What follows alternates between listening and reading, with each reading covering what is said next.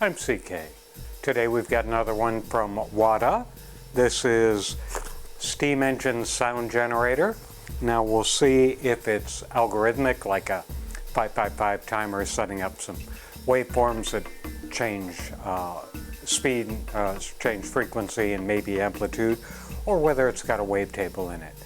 We'll see, and I hope you enjoy the video. And here we are, typical Whadda box, generic brown box with a wrapper with the information about this particular thing. This is audio and hi-fi, music, soldering level 2.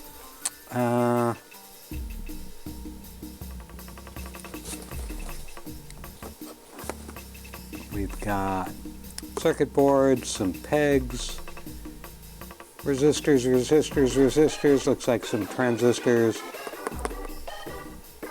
and some other stuff, and we'll take a little further look at it here in a second. Product is meant for educational or experimental purposes only. Don't use it in production, I guess. Kit generates sound of a vintage steam engine, adjustable speed and volume, ideal for model railroads, radio plays, stage effects, steam whistle effect, 9-volt power not included. So let me tear this apart gracefully. Figure out how to open it. There's a little thing here. Guess it opens that way. Okay, it does open that way. Nothing else in the box. We'll get that ready for recycling. Tonight's recycling night. Circuit board, typical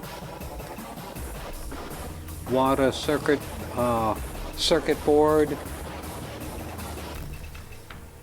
Single layer, no through-hole plating, just regular copper pads. I actually watched a video on YouTube from Tektronix from 1956 about how they made circuit boards. They made them better than this.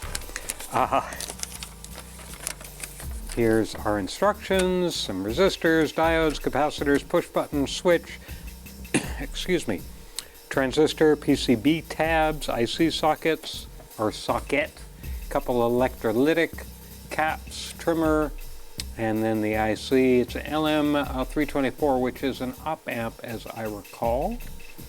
And then the speaker and the battery. And nice little schematic we can take a look at here. Everything going into the op-amp. They're using 1, 2, 3, 4 of the op-amps inside this multi-op-amp chip. Speed, whistle switch,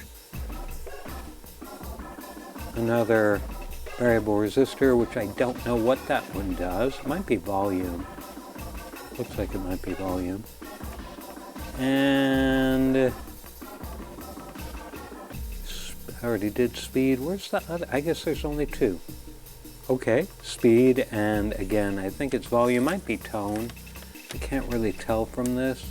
I'll have to look at it more closely. Let's look at the bits themselves. Part spin out.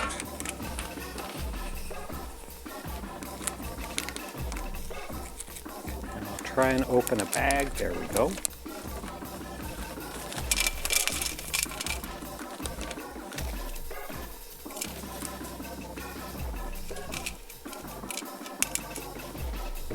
Okay, we've got everything on paper tape, and they're in order of assembly. So all the resistors, a couple of 4148 diodes, power conditioning diode, a couple of 104 ceramic capacitors, big beefy 470 microfarad 16-volt electrolytic. There's our 2 transistors. Here's our 324, and it is actually a TI part, which is always good. That's part of the reason why I buy from Whadda, because they use genuine parts. Some of the ones you get from the off-brand folks tend to be knockoffs. And a little 392 cap, and here's our two potentiometers, trimmers, handles to go in the trimmer, and we've got these posts. I'm not real sure why we have posts here. I guess we're putting the speakers on the posts and the battery on the posts, but that's only 4, and they gave us about 8 maybe? I don't know. I didn't bother counting them, just took a look. So that's it. Looks pretty straightforward. I'll get the soldering iron heated up, we'll put it together, and then see how it sounds. Oh, sorry, one more thing. The speaker itself looks like a nice little, oh, this is actually a nice little 1/2 watt, 8 ohm, 88 plus or minus 2 decibels. New. The HQ power.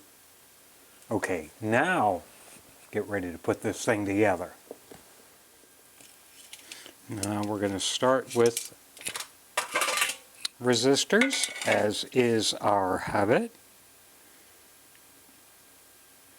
And we've got R8, R1 through R8, R10, R12, R20, all these 100Ks.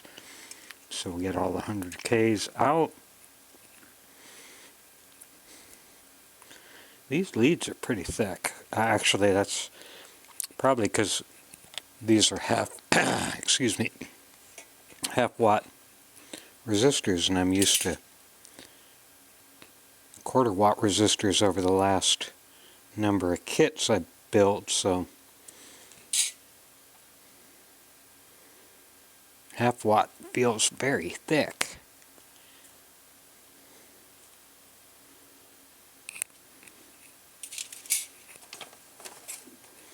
And we will start with, again, I can't read this right. We'll start with R1, put one of them on, and see how it fits. See how close we have to bend the leads. See if we can get it through the holes in the circuit board. And we can leave about 1 millimeter or 2 away from the body of the resistor. Okay, what is this lead doing there? What is all this stuff hanging in front of my... I was in Alaska for a couple of weeks, so I had to rearrange some stuff on my workbench before I left. But now I'm back, and now it's all in the way.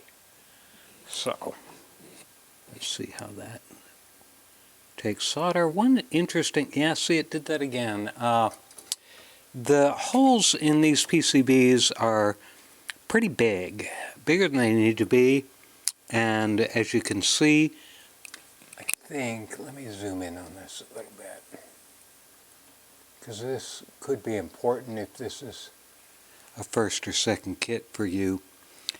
You may be able to notice that it's made like a little ring around the leads. It hasn't completely filled it in. That's because the hole's a little too big for the surface tension of the solder, so we have to put more solder on there to make sure we fully cover the lead, or else we may get an intermittent connection, and long term we might get corrosion, but I don't think we're going to be dealing with corrosion issues on this backing up again. I know I backed up before I said anything. But other than that, again, just watch for it creating a little annulus around the resistor or other component lead, because that could mess you up. So it all went together well once we dealt with that. Let me trim off the lead.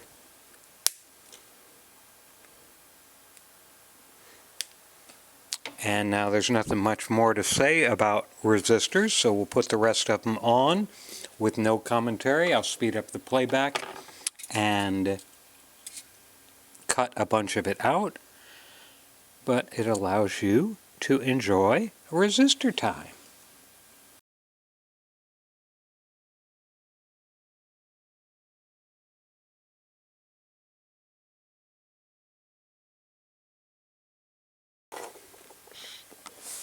So that's the end of resistor time, not too many.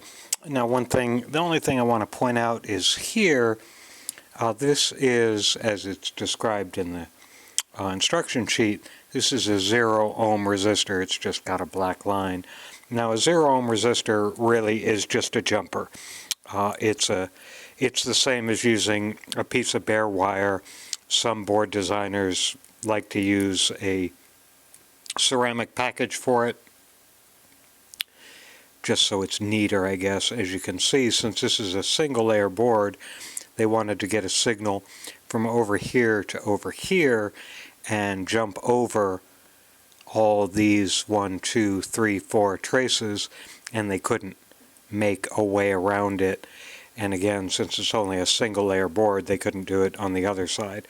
So they used a jumper instead. So when you see a 0 ohm resistor, it's just a jumper, and you could even theoretically use a piece of wire in place of that, because it's not anything particularly special. Now put the 4148 diodes in. They have a black line on them, which will go to the the white line on the circuit board. These go, the 4148s go in D1 and D2. And where did I put the other one? There it is. And again, always make sure the polarity is right, or things will not work as you expected. They either won't work at all, as in the case of the polarity protection diode here, or they'll work weird in case of some other diodes like Schottky diodes or whatever. There are many good videos on YouTube and lots of good text around to tell you the difference between all the diodes types, and they can do it much better than I can when I'm just chatting while I'm putting stuff together. Now we'll put the 104 caps on. Oh, he wants me to do the 392 first. Okay, so we'll do the 392 first, and it's on paper tape, which means I'm going to clip it off the paper tape. Do not frustrate yourself trying to pull it out of the paper tape, because you'll just bend the legs, and you could even theoretically damage the capacitor body itself. So just clip it free of the tape. Now these, the rest of these 104s are, they're kind of, let me trace this down. Where's it going to? See, these are all going to the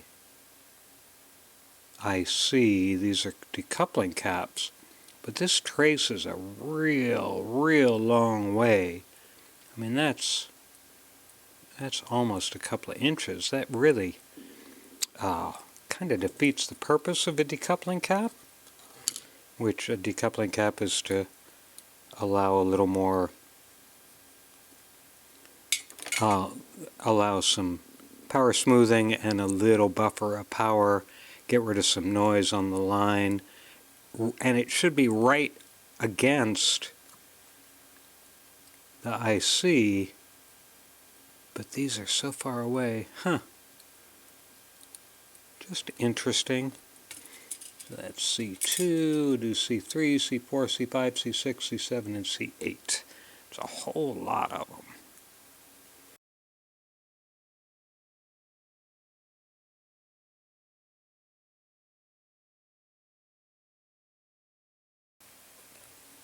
And that's all of those components.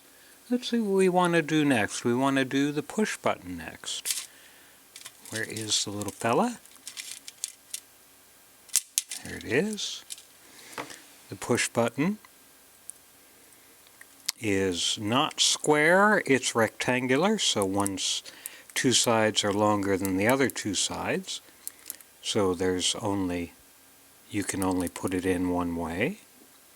Well, you could put it another way, but you'd have to be fighting it to do that. Now we'll put the power switch in, and I'll solder that one right away because it doesn't have any bent leads, so it's just flopping around there.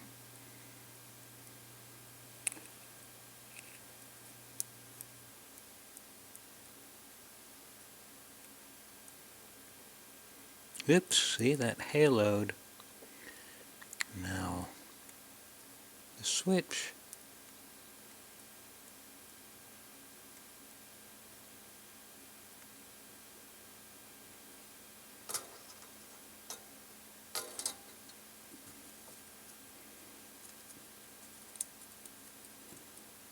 Now we're going to put the transistors in. Again, clipping them out.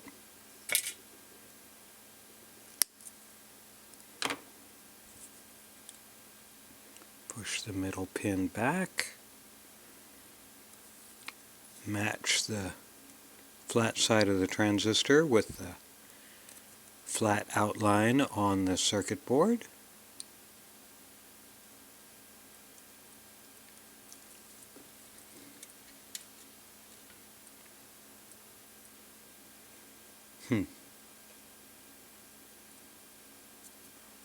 I think I just did that wrong.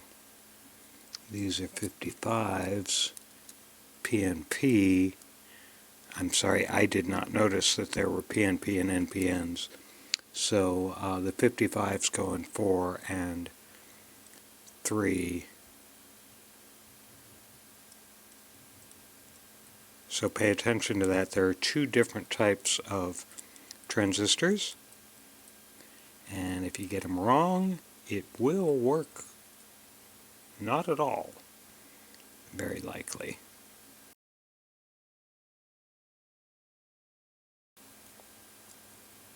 Okay, I'm going to solder these before I go on to these pins.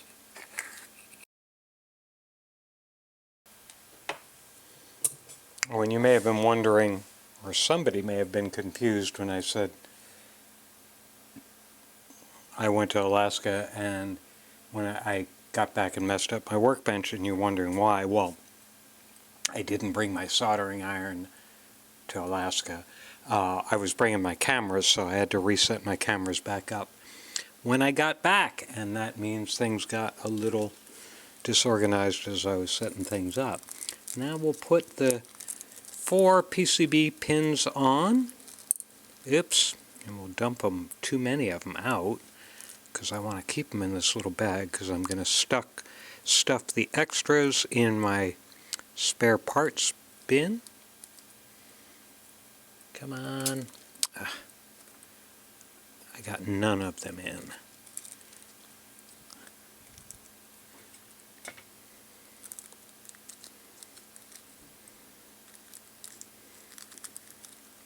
Now these are solder posts that we will be soldering the speaker wires to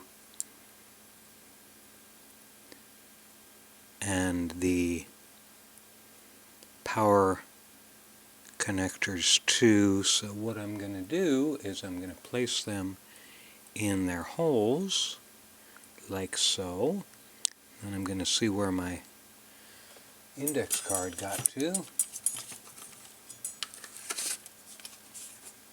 I'm going to put my index card on them, flip it over, set it down, and then solder those pins.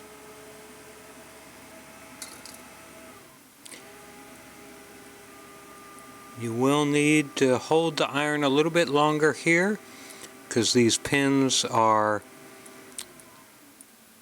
thick metal and they're acting a little bit like a heat sink. So you want to just make sure the solder gets completely adhered to them. Just hold the iron on just a second or two more You also notice I'm not being super careful to have them right side up. I mean, straight up and down. They're a little tilted because I don't care. In this case, they're just for speaker wire. And this is not going in the case or anything particularly close tolerance. Now we will put the socket on. Socket's got a little notch on it. Circuit board has a notch that matches that. So we will flip that over. And with the pins on there, I can't lay it quite flat down on my solder pad. So to get it started, I will just rest it on my pinky finger behind the board and do one pin. Now take a look that everything is fully down, and it is. Now we'll do these pins.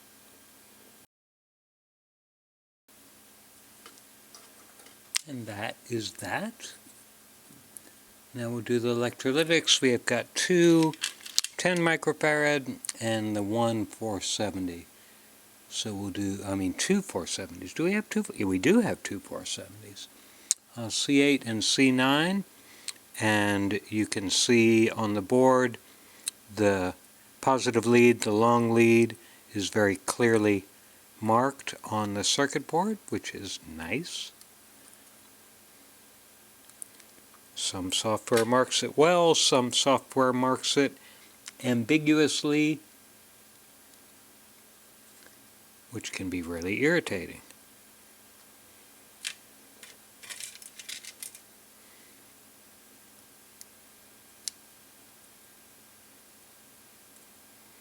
And again, these two 10 microfarads are 470 microfarads are huge for this, but I guess it's to get the initial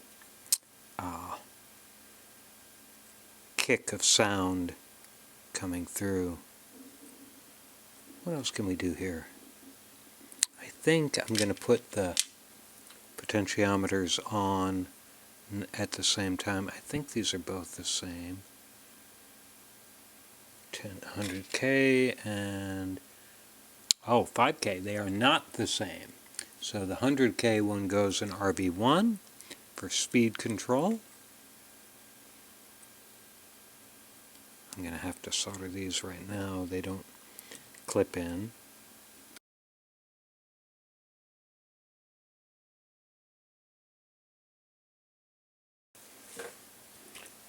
Now, he or the author of the kit wants to put the chip on now. I do not want to put the chip on now. I generally don't install the ICs unless I have to until I've gotten all the other soldering on the board done, just to minimize any potential problems. So we're going to do the speaker wires next.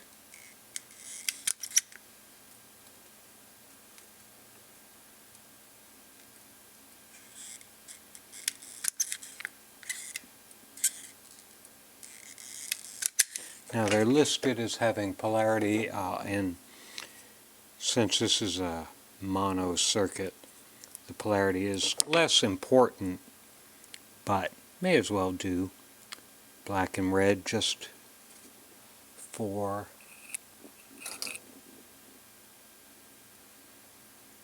good practice, good hygiene.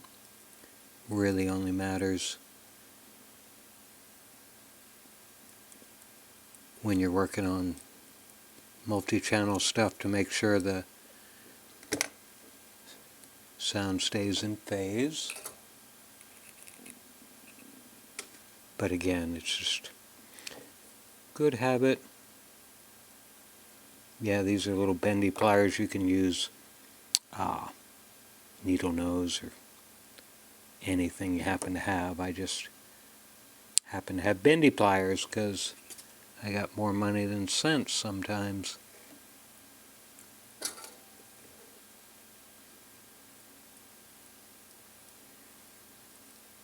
This again, you're going to have to use a little more heat on here to get it on there. You also may notice the pin moving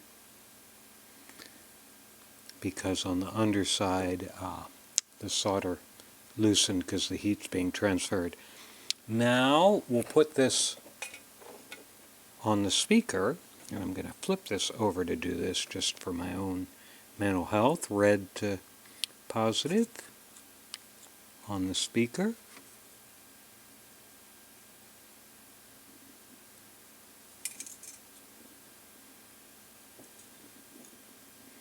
Black to negative.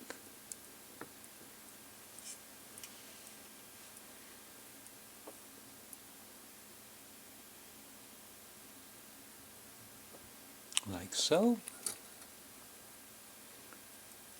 Now we'll put the battery snap cap on, and of course for power, polarity matters a huge amount.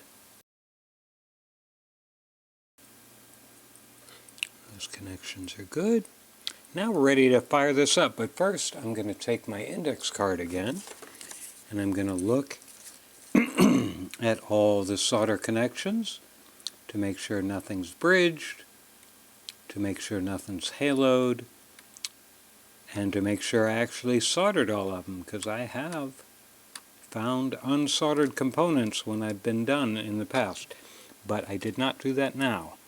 So I will take the IC and put it in place. I'm bending the legs in a little bit against the side of my workbench. It's got a little notch on the IC that matches the notch painted on the circuit board and on the socket. So that's in place. Now I'm going to get the little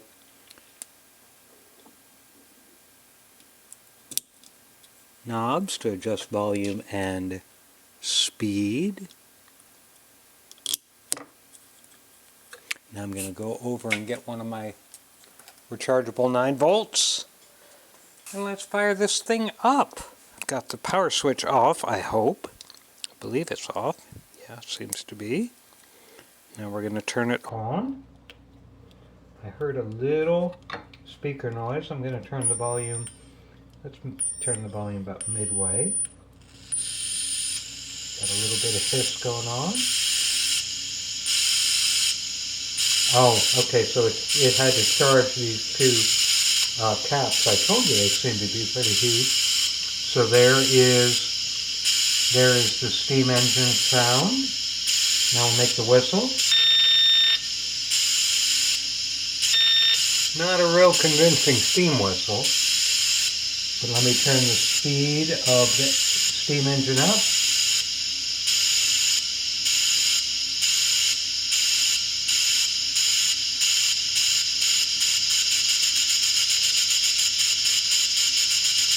Hit the whistle again.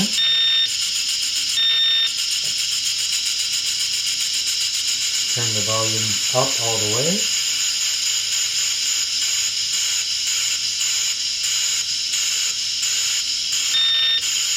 The whistle is really bad. So that's what it does. The chuff-chuff of the steam engine piston sounds pretty good. The whistle is lame. But it's a fun little kit. And you can get a good steam engine chuff-chuff if you want that. Maybe you could even turn it real low.